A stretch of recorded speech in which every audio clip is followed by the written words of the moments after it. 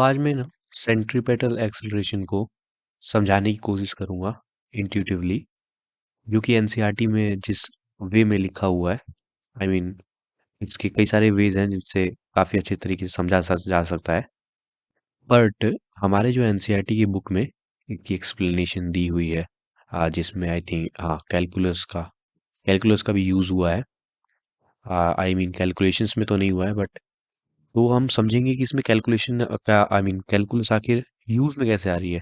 I mean हम ई this rate of time को हम स्मॉल क्यों कर रहे हैं, और हम इसी तरह सब कुछ समझेंगे। आई मीन डिटेल में ये इतनी बड़े डिस्टेंस, फिर ये इतना छोटा हो गया, फिर एकदम से ये आई मीन कोलैप्स ही हो गया थीटा जीरो। सो एकदम एनसीईआरटी में जो भी वे लिखा हुआ है ना, वो उसी उसी को समझेंगे, ठीक है। तो सबसे पहले ना ये सेंट्रीपेटल एक्सेलरेशन को इस वे में समझने के लिए पहले तो मैं आपको ये बता दूं वेक्टर एडिशन एक्चुअली होता क्या है। आई मीन आपने पढ़ा होगा, बट एक बार इसके रिस्पेक्टिव में अगर पढ़ा जाए तो सी अगर वेक्टर एडिशन कुछ नहीं है, मतलब अगर आपको पास कोई फोर्स है तो आप उसका वेक्टर कैसे बनाते हो। आई मीन उसका वेक्टर क्या बताता है, it just represents its magnitude. I mean अगर कोई वेक्टर है और वो सपोज 1 सेंटीमीटर डिनोट करता है 1 न्यूटन फोर्स को। सो तो 20 न्यूटन के फोर्स को डिनोट करने के लिए आप या आई मीन किस लेंथ की लाइन खींचेंगे, किस लेंथ की वेक्टर खींचेंगे। ऑफ कोर्स 20 सेंटीमीटर का वेक्टर खींचेंगे, है ना। और अगर आपके पास 10 न्यूटन के फोर्स है, वो आप खींचोगे 10 सेंटीमीटर का, है ना। और हाँ, उन दोनों के बीच में एक एंगल भी होगा, सपोज दिस इज 60 डिग्री। और फिर ये है 20 न्यूटन को डिपिक्ट करता है, ये 10 न्यूटन को डिपिक्ट करता है, लेकिन लेंथ में ये सेंटीमीटर है, तो क्योंकि ये वेक्टर्स है, ये रिप्रेजेंटेज कर रहे हैं मतलब दो फोर्सेस को। और इन दोनों के बीच में ये जो लाइन होती है, इन इसको मैं बोलूंगा आई मीन अगर ये ए है और अगर ये बी है तो ये हो जाएगा ए प्लस बी।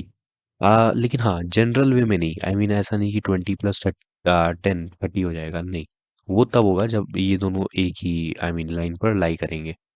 सो इसका कैलकुलेशन का फॉर्मूला आपको पता होगा, A square plus B square plus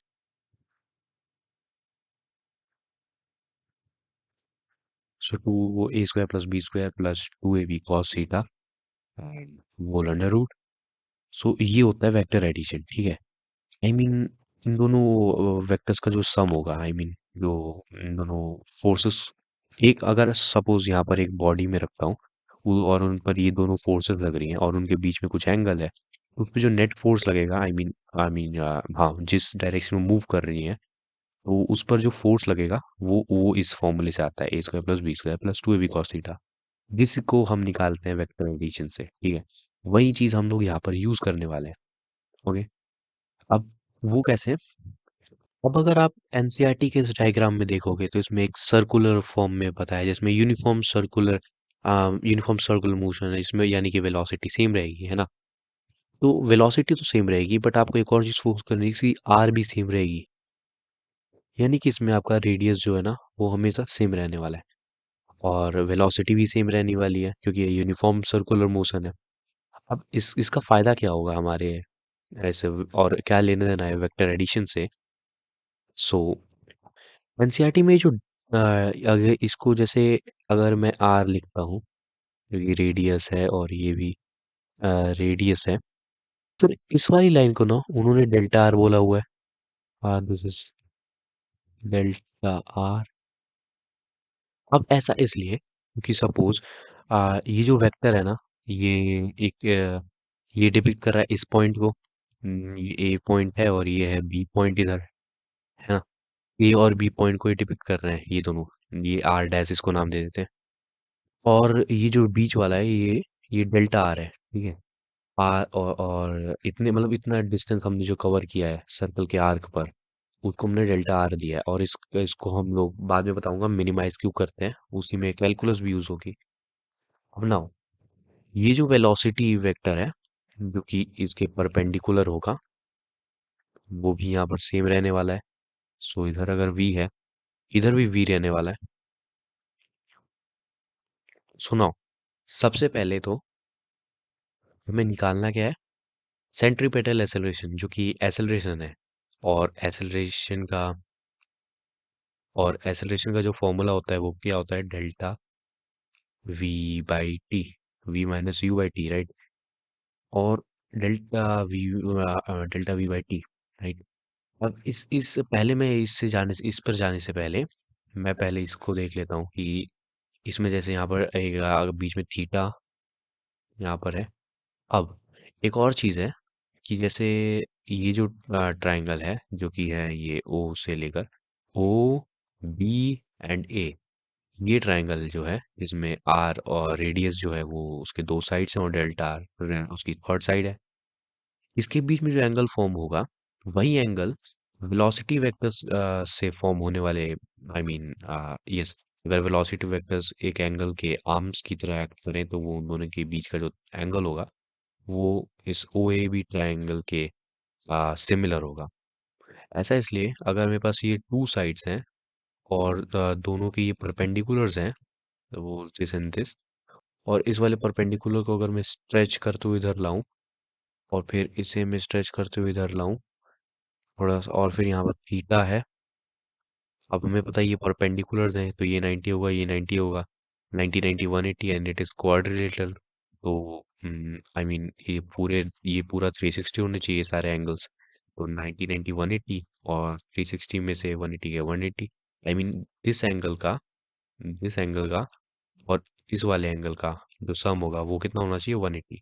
सो ये हो जाएगा हमारे पास 180 माइनस थीटा, 180 माइनस थीटा। और क्योंकि ये वाली जो लाइन है वो एक स्ट्रेट लाइन है, तो इसका जो एंगल हो जाएगा वो हो जाएगा हमारे पास थीटा। यानी कि ये वाला जो है वो इसके इक्वल है, ठीक है। यानी दो लाइंस के परपेंडिकुलर से जो एंगल फॉर्म होता है वो उन दोनों लाइंस के एंगल के इक्वल होता है, ठीक है। वही चीज यहाँ पर भी है। अब उसका यूज क्या होगा कि जैसे हमारे पास जैसे ये दो वेक्टर्स हैं आर एंड आर, ये है आर हमारे पास, ये है हमारे पास सेकेंड आर, और इन दोनों के हमने बीच में जो वेक्टर एडिशन किया उससे हमारे पास आया है delta r. Because see delta r हम लोग ले क्या रहे हैं, एक्चुअली डिस्प्लेसमेंट ले रहे हैं, ठीक है। यानी कि बी पॉइंट से लेकर ए पॉइंट तक हमारा जो डिस्प्लेसमेंट है, सी मैं बोल रहा हूँ डिस्प्लेसमेंट नॉट डिस्टेंस, ठीक है। तो मैंने जैसे ये ट्राइंगल बनाया जिसमें दो वेक्टर का मैंने वेक्टर एडिशन किया और ये डेल्टा आर आया। अब मैं अगर triangle I mean vector I mean velocity vectors के ट्रायंगल पे फोकस करूं, तो दिस एंड दिस और ये दोनों सेम होंगे क्योंकि ये होगा वी वी और ये होगा थीटा। और इन दोनों को अगर मैं ऐसे मीट करूं तो ये हो जाएगा डेल्टा वी। बिकॉज सी हम लोग यहाँ पर वेलोसिटी की बात कर रहे हैं नॉट स्पीड, ठीक है। अगर मैं बोलता स्पीड तो यहाँ भी हमारे पास स्पीड होता, यहाँ भी हमारे पास स्पीड होता, फिर हम लोग उन दोनों का आई मीन डेल्टा स्पीड नहीं निकालते क्योंकि स्पीड का कंपोनेंट तो डायरेक्शन नहीं होता ना, आई मीन स्पीड तो सिर्फ मैग्नीट्यूड होती है ना। तो फिर वेलोसिटी जो होता है ना उसमें सिर्फ डिस्टेंस का चेंज हम लोग काउंट करते हैं। तो यहाँ पर अगर मैं भले ही वेलोसिटी जो है वो मैं इक्वल ले रहा हूँ, इस वाले are I mean two sides में भले ही वेलोसिटी जो है वो इक्वल है, लेकिन उनका डायरेक्शन तो अलग है ना। तो हम उन दोनों वेलोसिटीज को अलग ले सकते हैं। यानी अगर ये v है तो इसे मैं नाम दे सकता हूँ v डैश, ठीक है। और इन दोनों भले ही इक्वल है, ठीक है, क्योंकि बस इनका डायरेक्शन हमारे पास डिफरेंट है, इसलिए हमने इन दोनों साइड्स को अलग अलग नाम दिया है। और इन दोनों के बीच का हम लोग डेल्टा v काउंट कर सकते हैं, ठीक है। अब एक और बात, ये दोनों जो ट्राइंगल्स हैं वो होते हैं सिमिलर, है ना। और यही बात हुई हमारे इस एनसीईआरटी बुक में भी कि ये delta we by v equal to delta r by r, क्योंकि ये दोनों ट्राइंगल्स जो हैं वो सिमिलर हो जाते हैं, क्योंकि इनके बीच का थीटा सेम है। और इनके जो अगर मैं साइड का प्रोपोर्शन भी देखूं तो v बाई आर और equal to v dash by r dash, है ना। क्योंकि आर आर तो मतलब मैग्नीट्यूड में तो सेम ही है कम से कम, है ना। तो साइड्स तो सेम है, तो इसीलिए उनका प्रोपोर्शनल आई मीन इक्वल होगा। और इसीलिए थीटा भी है हमारे पास, तो ऐसे इस प्रॉपर्टी से delta v by delta r, delta v by delta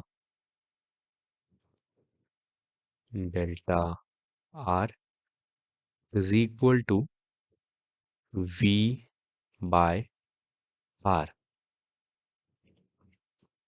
ठीक है। अब यहाँ पर हमारे पास एक्सेलरेशन इक्वल टू ये जो डेल्टा वी बाई टी है, जिसे हम लोग यूज करने वाले हैं टू फाइंड द एक्सेलरेशन, जिसको सेंटीमीटर एक्सेलरेशन बोलेंगे। अब यहाँ पर हमारे पास डेल्टा वी है, हम डेल्टा वी को यहाँ पर रिप्लेस कर सकते हैं या इस आई मीन इस इक्वेशन से। जैसे डेल्टा वी को इधर ही रखेंगे, बाकी सबको उधर भेज देंगे, तो ये हो जाएगा हमारे पास A is equal to delta V is getting replace, so हो जाएगा हमारे पास V multiply by delta delta R by R, and यहाँ पर टी पहले से था, यहाँ पर मल्टीप्लाई में हम रखेंगे टी जो कि टाइम।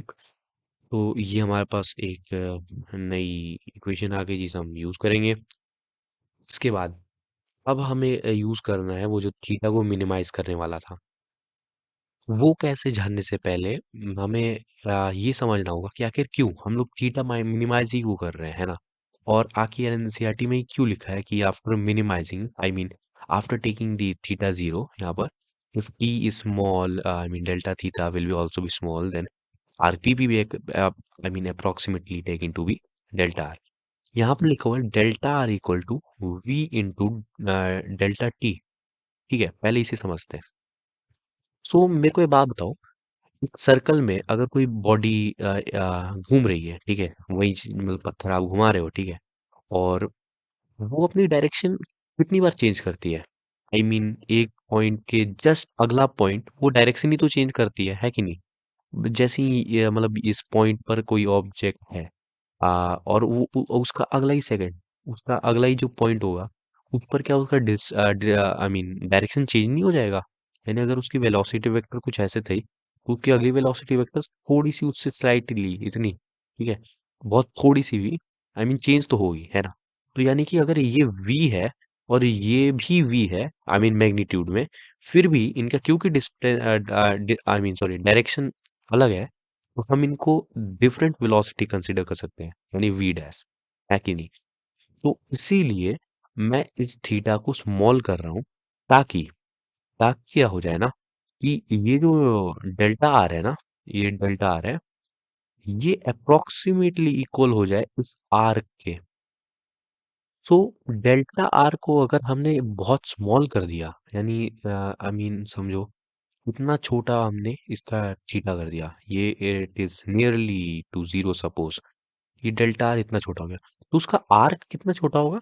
सपोज दिस, इस क्या इस पॉइंट पर आपको ऐसा लग रहा है ना कि मतलब आर्क जो है वो थोड़ा थोड़ा तो कम से कम ये जो स्ट्रेट लाइन है, यानी डिस्प्लेसमेंट हम लोग कह सकते हैं डिस्प्लेसमेंट वेक्टर, या फिर हाँ डिस्प्लेसमेंट वेक्टर इसके इक्वल है कि नहीं। ये आर्क है, इसके एकदम स्लाइटली वो यहाँ से गई है, एकदम जब हम लोग थीटा स्मॉल करते हैं, जैसे हमने ये मैंने यहाँ तो बड़ा लिया है ना, जैसी मतलब बड़ा लिया है तो फिर यहाँ पर आर्क और ये इस लाइन डेल्टा आर के हमें आराम से हमें दिख रहा है कि आर्क जो है वो उससे ज्यादा डिस्टेंस कवर कर रही है कि नहीं। लेकिन जब ये थीटा स्मॉल हो जाता है, बहुत स्मॉल नियरली टू जीरो, तो हम कैसा बोल सकते हैं कि भले ही वो उसने इतना छोटा डिस्टेंस ट्रैवल किया है, बहुत छोटा डिस्टेंस ट्रैवल किया है, but कम से कम वो आर्क के तो इक्वल हो गई, है ना। आर्क के कम से कम इक्वल हो गई, नियरली इक्वल।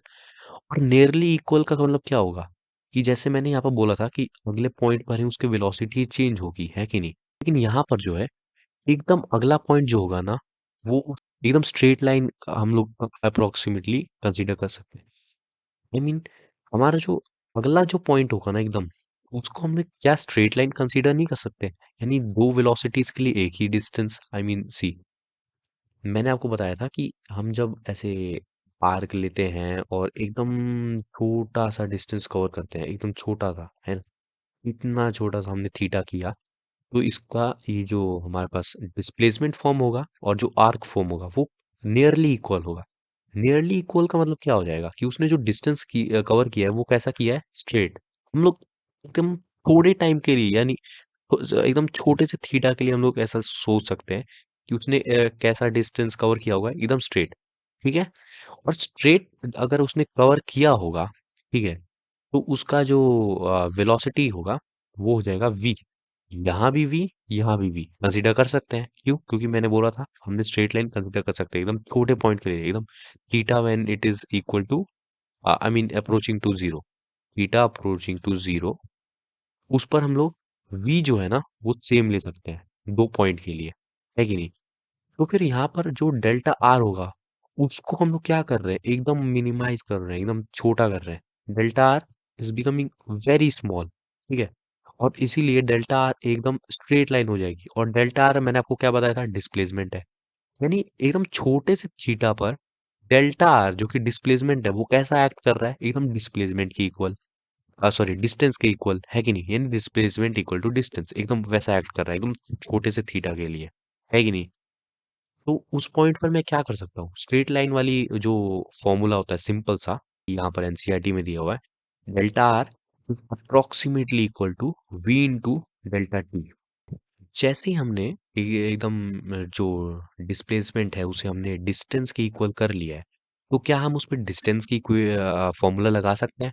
यानी distance equal to speed into time, क्योंकि हमारे पास सबसे सिंपल फॉर्मूला होता है कि d equal to speed into time. याद रखना यहाँ पर हम लोग स्पीड ले रहे हैं, नॉट वेलोसिटी। वेलोसिटी इसलिए नहीं क्योंकि आई मीन वेलोसिटी का क्या होता है कि दो डायरेक्शंस होती है ना। लेकिन हमने यहाँ पर क्या कर दिया है, एकदम स्ट्रेट लाइन एज्यूम कर ली है एकदम। जब थीटा जीरो हो गया है तो displacement is nearly equal to distance, I mean arc की लेंथ जो है वो डिस्टेंस की तरह एक्ट कर रही है ना। और ये जो हमारा डेल्टा आर था वो पहले तो डिस्प्लेसमेंट की तरह एक्ट कर रहा था, लेकिन जब छोटा सा थीटा हो गया, थीटा हमने एकदम स्मॉल कर लिया नियरली टू जीरो, तो वो एकदम स्ट्रेट लाइन यानी आर की लेंथ के एकदम जरा सी इक्वल हो गई है कि नहीं? उस पर हम लोग distance equal to speed into time लगा सकते हैं। सो अगर मैं यहाँ पर लिखूँ, वो लिखूँ डेल्टा आर, जो कि अब हमारी किसकी तरह एक्ट कर रही है, डिस्टेंस की तरह, तो उस पर मैं ये लगा सकता हूँ कि वेलोसिटी, वेलोसिटी मैंने यहाँ इस बार डेल्टा नहीं ली है क्योंकि यहाँ पर हमने दो पॉइंट कंसिडरेशन मतलब कर रहे हैं, लेकिन क्योंकि ये स्ट्रेट लाइन है तो यहाँ पर वेलोसिटी का डायरेक्शन चेंज नहीं हो रहा है। ठीक है, वेलोसिटी का डायरेक्शन चेंज नहीं हो रहा है तो हम दो वेलोसिटी नहीं लेंगे, यानी डेल्टा वी नहीं लेंगे, सिर्फ एक ही वेलोसिटी लेंगे, जैसा कि सिंपल फॉर्मूले में होता है। और इनटू डेल्टा टाइम। ठीक है, टाइम तो चेंज होगा। देखो, टाइम तो चेंज होगा क्योंकि हमने भले ही मैंने स्मॉल कर दिया लेकिन फिर भी मैंने दो पॉइंट्स की बात की है। यहाँ पर velocity is same, velocity same है, लेकिन टाइम तो चेंज होगा ना। ये भले ही स्मॉल हो गया थीटा, ठीक है, तो इसीलिए मैंने डेल्टा टी, आई मीन डेल्टा के फॉर्म में लिखा है। आई अब नेक्स्ट है कि हमें बस इसको वो उस इक्वेशन में पुट पुट कर देना है। जैसे डेल्टा, हमारा पहला वाला इक्वेशन क्या था, a is equal to r v into delta r by r into t, right? तो इसमें मैं पुट कर सकता हूँ डेल्टा आर की वैल्यू जो कि है v into delta time. V into delta time तो हो जाएगा वी मल्टीप्लाई और डेल्टा आर की value v into delta time, जो कि हो जाएगी v into into delta time upon r into time, जो कि आई मीन डेल्टा होगा। अब मैंने ऊपर डेल्टा इसने ले लिखा है कि मेरी गलती थी। आई मीन एक्सेलरेशन का फॉर्मूला तो वही होता है ना, delta we by delta T. I mean velocity में अगर चेंज हो रहा है तो हम लोग टाइम का भी तो चेंज करेंगे, क्योंकि दो वेलोसिटीज हैं, दोनों के लिए टाइम अलग अलग होंगी। So it was my mistake, मैंने डेल्टा टी नहीं लिया। आ मतलब डेल्टा टी तो हाँ हमेशा ही आएगा, ये जो सेंटीमीटर एक्सेलरेशन है उसमें हम लोग, क्योंकि दो पॉइंट्स कंसीडर जब जब कर रहे हैं तो यहाँ पर टाइम तो अलग आएगा ही, तो डेल्टा टी तो हमेशा ही लेना है। तो फिर डेल्टा टी और डेल्टा टी कट जाएगा और हमारे पास सिंपल सी जो फॉर्मूला आएगा वो आ जाएगा हमारे पास सेंट्रीपेटल एक्सेलरेशन का, जो कि होता है वी स्क्वायर बाई आर। अब इसमें इसीलिए सबसे इम्पोर्टेंट जो था ना वो कॉन्सेप्ट यही था कि हमें जब थीटा स्मॉल किया ना, थीटा जब हमने स्मॉल किया था तो फिर उससे हमने क्या किया ना कि वो जो डिस्प्लेसमेंट वेक्टर है डेल्टा आर, उसे हमने किसके एकदम इक्वल ले लिया। अब हम उसे डिस्प्लेसमेंट की तरह नहीं लेंगे, अब उसे हम नियरली डिस्टेंस की तरह, यानी आर्क जो है ना, सर्कल का जो आर्क है, ठीक है, ये जो बार वाला आर्क है, एकदम इसके इक्वल हम लोग ये प्रूव करेंगे, यानी कि डिस्टेंस इक्वल टू डिस्प्लेसमेंट, और उसपे सिंपल वाला फॉर्मूला लगाएंगे, स्पीड इनटू टाइम। एक ही स्पीड होगी क्योंकि दो पॉइंट्स हैं, मगर वेलोसिटी की डायरेक्शन चेंज नहीं हो रही है, यानी सिर्फ एक वेलोसिटी है, ठीक है। और उसी वेलोसिटी की वजह से सिर्फ हम एक वेलोसिटी ले रहे हैं, यानी डेल्टा वी नहीं लेंगे, सिर्फ एक वेलोसिटी लेंगे, जो कि वी। और टाइम तो ऑफ कोर्स डेल्टा टी होगी क्योंकि दो पॉइंट्स हैं, ठीक है। तो फिर delta v into delta t, तो वही है, थीटा स्मॉल का करने से I mean displacement vector equal to distance हो जाएगा। So this was the important concept calculus का जो इसमें यूज आया था। So thank you.